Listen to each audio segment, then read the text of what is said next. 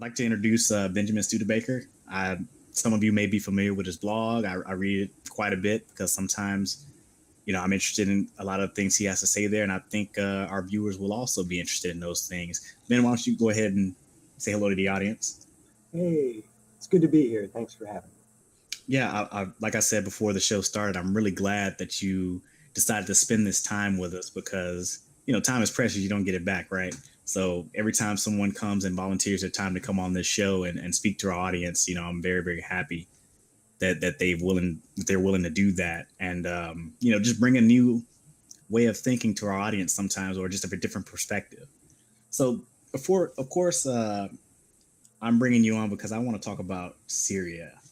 And I made some comments on Syria that were so out there that everybody was just instantly like put off by it, or it's just out there. And it reminds me of your post that you put out there saying, why the left sometimes has a problem.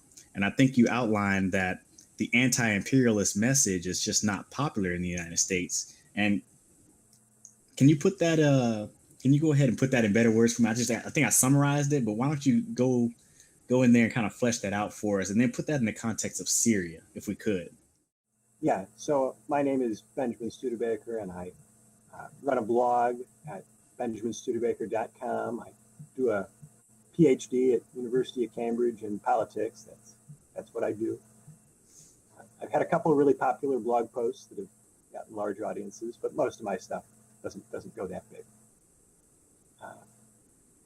As far as the imperialism question, so I think that there's kind of a distinction in American politics between this kind of more isolationist, more cautionary approach to intervening, where the focus is still on what's in the U.S. national interest, but there's more skepticism about whether interventions will really do us any good, and this more radical anti-imperialist position, which is taken by more people on the left, which argues that we intervene to protect the interests of defense contractors or the military-industrial complex or the global capitalist class, etc. That particular message has not been mainstreamed to the same degree that this less intense, more isolationist message has. And that kind of isolationist message, which Bernie Sanders ran on, which Donald Trump to some degree runs on, became more popular after the Iraq War, and when we started to have this view that the Iraq War really wasn't good for most Americans, that most Americans didn't get anything out of it, and that from a national security standpoint, we didn't end up any safer or better off from it. And that view has become something that you can run on, and it's been very popular. But the more anti-imperialist position which Stein has taken, where you want to make very big cuts to the defense budget, has not yet become something that many people are attracted to. And it's kind of the thing where, like, as you said, when you give voice to an anti-imperialist position in American political discourse, people go, what is he on? There isn't a very receptive audience for it yet.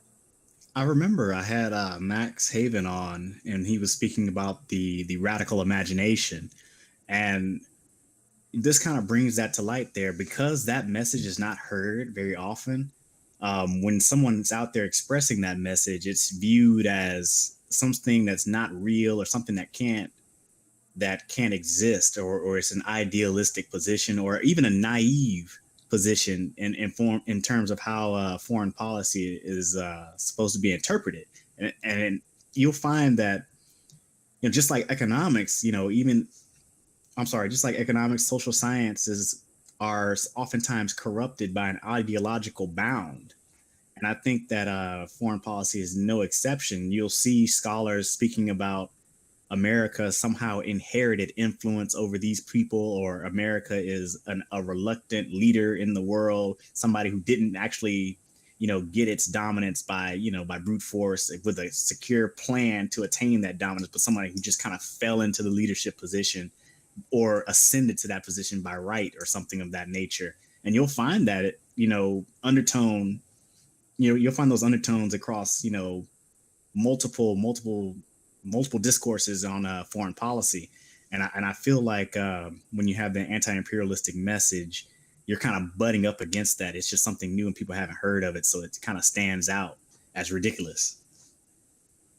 Yeah, there's more of it in Europe. There are three mainline theories of international relations in academia: realism, liberalism, and Marxism. And Marxism has a much stronger presence in Europe. If you go to an IR class in Britain or Germany, you would hear some of that perspective.